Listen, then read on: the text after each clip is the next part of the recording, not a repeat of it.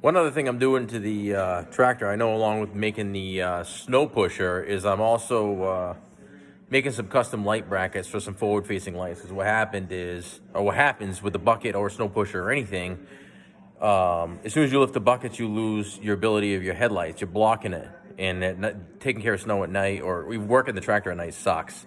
So not long ago, I had put a set of nice LED pod lights on the rear. Awesome when snow blowing backwards or just moving stuff around at night around the shop, or it doesn't matter. So now I'm finally putting some on the front facing forward. So I fabbed up some brackets. We're getting ready to weld them. We're going to be putting on some more pod lights, and let me show you what I'm talking about. There you go. So I just bent up on my 3-in-1.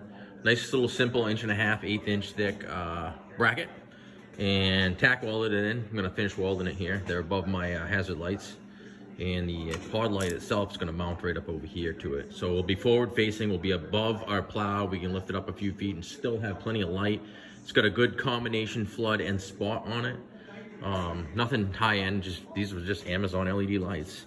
And I've already done the rear one, so probably a year ago. And when you're doing anything in the rear, it's a huge help. So I'm thinking these front will be the same way. Get this finished welded up, then we're gonna do the wiring, paint them, and mount them. And considering it's freaking snowing, guess we'll be trying them tonight. There they are. The lights are on, front and rear. I've got to groom the wire out and put some wire loom on it, but brackets are all there and painted. They are bright as all hell. Like I said, I'm gonna groom it out, but they are matched to the rears, and I've had real good luck with those. I actually have them wired into the rears, so they're gonna be